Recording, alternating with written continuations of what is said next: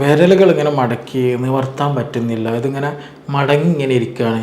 പിന്നീട് അതെൻ്റെ വിരലിങ്ങനെ എടുത്തെന്ത് ചെയ്യണം, ഇങ്ങനെ മറ്റൊരു സഹായത്തോട് കൂടിയിട്ട് എന്ത് ചെയ്യണം, നിർത്താൻ കഴിയുന്നുള്ളൂ. എന്തുകൊണ്ടാണ് അങ്ങനെ ഒരു ഇഷ്യൂ ഉണ്ടാകുന്നത്? കുറേ കാലമായി അങ്ങനെ ഒരു പ്രശ്നമുണ്ട്. അതിന് വേറെ എന്തെങ്കിലും പ്രശ്നമാണോ, സർജറി ചെയ്യണോ? ടെൻഡനിന് ചെറിയൊരു ഇൻഫ്ലമേഷൻ വരുമ്പോൾ ആ ഒരു ഭാഗത്ത് ചെറിയ ഒരു ഖനം പോലെ അല്ലെങ്കിൽ ഒരു തടിപ്പ് പോലെ ഒരു ബൾക്കി ആയിട്ടൊരു ഫീലിംഗ് ഉണ്ടാവും. അതായത് നമ്മളിപ്പോൾ ഇതിൻ്റെ ഈ ഒരു വിരലിനാണ് ബുദ്ധിമുട്ടുണ്ട് എങ്കിൽ അതിൻ്റെ ഒരു ഭാഗത്തായിട്ട് താഴ്ഭാഗത്തായിട്ട് പിടിച്ചിങ്ങനെ പ്രസ് ചെയ്യുമ്പോൾ അവിടെ ഒരു ഹെവിനെസ് എന്ത് ചെയ്യും, നമുക്ക് ഫീൽ ചെയ്യും. ഹലോ എവരിവൺ, ഞാൻ doctor Siraj, medical officer QNB hospital, Koduvally. നമ്മുടെ ക്ലിനിക്കുകളിൽ കോമൺ ആയിട്ട് വരുന്ന ഒരു ഇഷ്യൂ ആണ്, ഒരു കംപ്ലയിൻ്റ് ആണ്. നമ്മൾ അടുത്ത് വന്നിട്ട് പറയും, ഡോക്ടർ എൻ്റെ വിരൽ, ഈ കൈയുടെ വിരൽ, എസ്പെഷ്യലി വലത്തെ കൈയും അവർ പറയാം. അതേപോലെ സ്ത്രീകളായിരിക്കും കൂടുതൽ വരിക. അവർ വന്നിട്ട് പറയുന്നൊരു കംപ്ലയിൻ്റ് ആണിത്. എൻ്റെ വിരലുകൾ ഇങ്ങനെ മടക്കി നിവർത്താൻ പറ്റുന്നില്ല, ഇതിങ്ങനെ മടങ്ങി ഇങ്ങനെ ഇരിക്കുകയാണ്.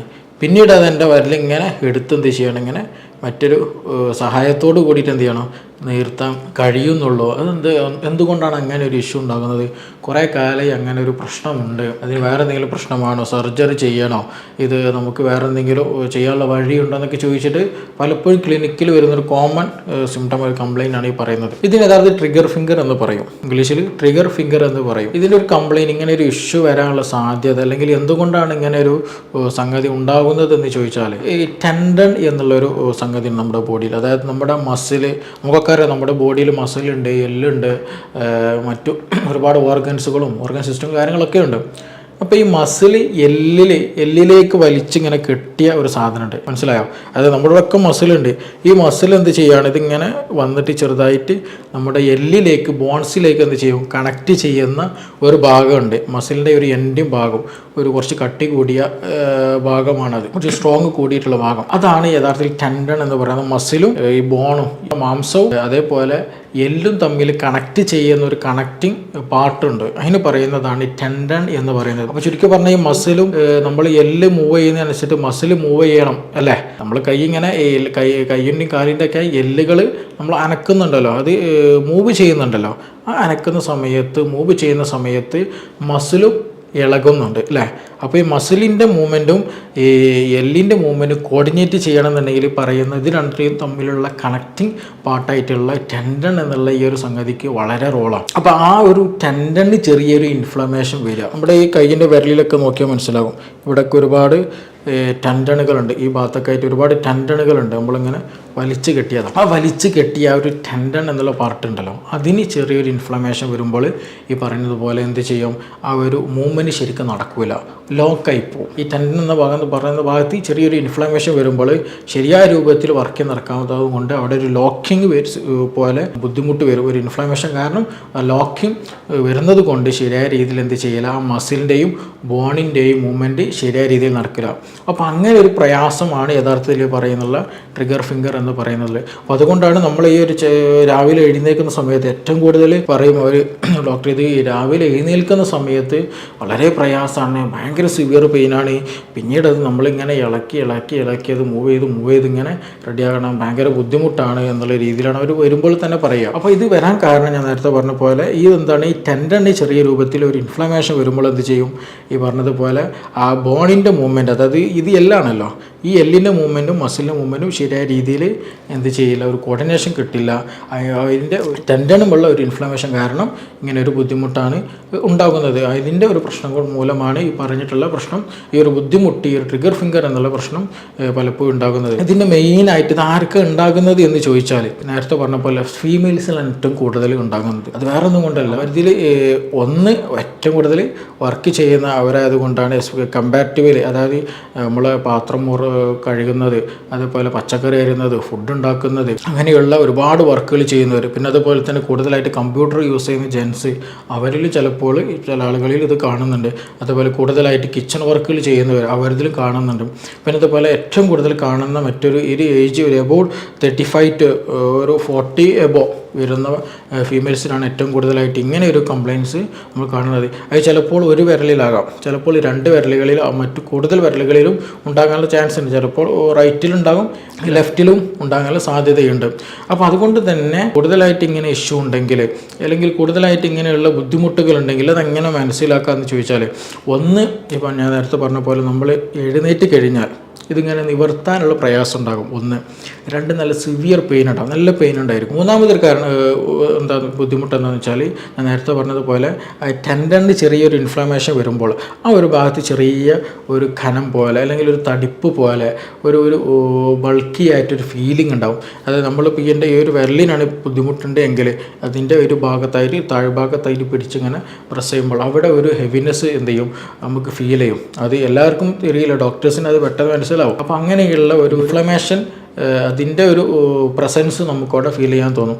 പിന്നെ നേരത്തെ പറഞ്ഞ പോലെ നമ്മൾ തൊട്ട് നോക്കുമ്പോൾ, നമ്മൾ ടച്ച് ചെയ്യുന്ന സമയത്ത് ചില ആളുകൾ ഇത് നിവർത്തുമ്പോൾ പ്രശ്നം ഉണ്ടാവില്ല, അതിങ്ങനെ ജസ്റ്റ് ലോക്കിങ്ങേ ഉണ്ടാവുള്ളൂ. പക്ഷേ ഈ ഒരു സമയത്ത് ഈ ഒരു ഭാഗത്തായിട്ട് പ്രസ് ചെയ്യുന്ന സമയത്ത് ഭയങ്കര സിവിയർ ആയിട്ടുള്ള പെയിന് അങ്ങനെയുള്ള ചില ആളുകളിൽ ഉണ്ടാകാറുണ്ട്. പിന്നെ മറ്റൊന്ന് എന്താ വെച്ചിട്ടുണ്ടെങ്കിൽ, ഇതിങ്ങനെ നിവർത്തുന്ന സമയത്ത് എന്ത് ചെയ്യും, ടിക് ക്ലിക്ക് ക്ലിക്ക് എന്നുള്ളൊരു സൗണ്ട്, ഇങ്ങനെ എന്തോ ഒരു നമ്മൾ സ്വിച്ച് ഇടുന്ന സമയത്ത് ഒരു സൗണ്ട് കേൾക്കാറില്ല എന്നതുപോലെ അങ്ങനെ ഒരു ക്ലിക്ക് എന്നുള്ള ഒരു സൗണ്ട് ഇങ്ങനെ എന്തോ ഒരു ലോക്കിൽ നിന്ന് ഓപ്പൺ ആക്കുന്ന പോലെ ഒരു സൗണ്ട് നമുക്ക് ഫീൽ ചെയ്യും. അത് ഞാൻ നേരത്തെ പറഞ്ഞാൽ ടെൻഡൻ ഉണ്ടല്ലോ, അതിനൊരു ഇൻഫ്ലമേഷൻ വരുന്നതാണ്, അതിന് ചെറിയൊരു പിടുത്തം വരുന്നതാണ്. ആ ഒരു പിടുത്തം അങ്ങോട്ട് വിടുന്ന സമയത്താണ് ആ ഒരു സൗണ്ട് അവിടെ ഉണ്ടാകുന്നത്. ഇതിൻ്റെ സിംറ്റംസ് ഇങ്ങനെയാണ്. ഇത് വരാനുള്ളത് സ്ത്രീകൾക്കാണ് ഏറ്റവും കൂടുതൽ. പിന്നെ അതുപോലെ ഷുഗർ ഉള്ളവർക്ക് വളരെ കൂടുതലായിട്ടുള്ള ഒരു കോമൺ സിംറ്റം കൂടെയാണ്, അല്ലെങ്കിൽ കോമൺ ആയിട്ടുള്ള ബുദ്ധിമുട്ട് ആണ് ഈ പറഞ്ഞിട്ടുള്ള ട്രിഗർ ഫിംഗർ എന്ന് പറയുന്നത്. അതുപോലെ തന്നെ 40 വയസ്സിന് മുകളിലുള്ളവർക്കാണ് ഏറ്റവും കൂടുതലായിട്ട് കാണുന്നത്, സ്ത്രീകൾക്കാണ് ഏറ്റവും കൂടുതൽ കാണപ്പെടുന്നത്.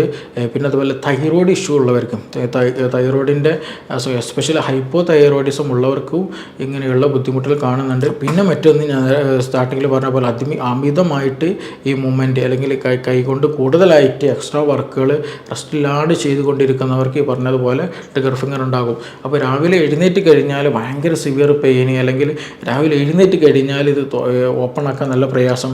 പിന്നീട് അതിങ്ങനെ ഒഴിഞ്ഞ് നമ്മൾ കൈയൊക്കെ നല്ലോണം ചൂടാക്കി ഒന്ന് ഒഴിഞ്ഞ് മസാജൊക്കെ ചെയ്ത് കഴിഞ്ഞാൽ അത് നോർമലി ആവുകയും ചെയ്യും. പക്ഷേ നമ്മളിത് പെയിൻ കാരണമാണ് പലപ്പോഴും, അല്ലെങ്കിൽ നമ്മുടെ ഡെയിലി ആക്ടിവിറ്റീസ് ബുദ്ധിമുട്ട് വരുമ്പോഴാണ് പലപ്പോഴും നമ്മുടെ ക്ലിനിക്കിലേക്ക് ഇഷ്യൂ കാണിക്കാനായിട്ട് പേഷ്യൻസ് എത്താറുള്ളത്. അപ്പോൾ ഇങ്ങനെ എന്തെങ്കിലും ബുദ്ധിമുട്ടുണ്ടെങ്കിൽ ഞാൻ നേരത്തെ പറഞ്ഞ പോലെ ഇതിൻ്റെ ഇഷ്യൂ വരുന്നത് എന്താണ്, ഈ പറഞ്ഞിട്ടുള്ള ടെൻഡനിലാണ്. അപ്പോൾ അതിന് ട്രീറ്റ്മെൻറ്റായിട്ട് നമുക്ക് ചെയ്യാൻ കഴിയുക എന്ന് വെച്ചിട്ടുണ്ടെങ്കിൽ, ഒന്ന് എന്തെങ്കിലും ഹൈപ്പോ തൈറോയ്ഡ് ഡയബറ്റിക്കിൻ്റെ ഇഷ്യൂസ് വരുന്നുണ്ടെങ്കിൽ അതൊക്കെ ഒന്ന് കൺട്രോൾ ചെയ്തിട്ട് അതിനുള്ള മെഡിസിൻസ്, അതിനുള്ള ട്രീറ്റ്മെൻറ്റ് എടുക്കുക എന്നുള്ളതാണ് ഒന്നത്. രണ്ടാമത് എന്താ വെച്ചിട്ടുണ്ടെങ്കിൽ, നമുക്ക് ചില ആളുകൾക്ക് ഐസ് വെച്ചിട്ട് എന്ത് ചെയ്യും ട്രീറ്റ്മെൻറ്റ് ചെയ്യുക, ഇൻഫ്ലമേഷൻ കുറക്കാൻ ഹെൽപ്പാണ്. അതേപോലെ തന്നെ ഹീറ്റ് നമ്മളെ ചൂട് പിടിച്ചാൽ ചില ആളുകൾക്ക് കുറയാറുണ്ട്. പിന്നെ അതുപോലെ തന്നെ നല്ല മസാജിങ് നല്ലതാണ്. അത് വിത്തൗട്ട് ഓയിൽ ഉപയോഗിച്ചിട്ട് എന്ത് ചെയ്യാം, ചില ആ ഒരു പൊസിഷനിലേക്ക് മസാജിങ് ചെയ്താൽ എന്ത് ചെയ്യും, നല്ല രീതിയിൽ അതിന് മാറ്റങ്ങളുണ്ടാകും. ഇനി നല്ല ബുദ്ധിമുട്ടും കാര്യങ്ങളുണ്ടെങ്കിൽ അതിനുള്ള സർജിക്കൽ ഓപ്ഷൻസുകളും ഇന്ന് അവൈലബിൾ ആണ്. അത് അത്രയും എക്സ്ട്രീം കണ്ടീഷനിലാണ്, എത്രയും ബുദ്ധിമുട്ടുകൾ പ്രയാസങ്ങളുണ്ട്, നല്ല പെയിൻഫുൾ ആണെന്നുണ്ടെങ്കിലൊക്കെ അതിൻ്റെ സർജറി നമുക്കൊന്ന് അവൈലബിൾ ആണ്, അത് ചെയ്യാം. പിന്നെ അതിൻ്റെ കൂടെ തന്നെ മെഡിസിൻസ്, അതായത് ആ ഒരു ഇൻഫ്ലമേഷൻ കുറക്കാനുള്ള മെഡിസിൻസ് ഉണ്ട്, പെയിൻ കുറക്കാനുള്ള മെഡിസിൻസ് ഉണ്ട്. പിന്നെ ഇതെന്ത് എക്സസൈസുകൾ, കാര്യങ്ങൾ, തെറാപ്പി സെക്ഷനുകൾക്ക് ഒരുപാടുണ്ട്. അപ്പോൾ അതുകൊണ്ട് തന്നെ ഇത് വലിയൊരു ബുദ്ധിമുട്ടായിട്ട് അല്ലെങ്കിൽ ഇതൊരു വലിയൊരു ഇഷ്യൂ ആയിട്ട് നമ്മൾ ഒരിക്കലും കാണേണ്ടതില്ല.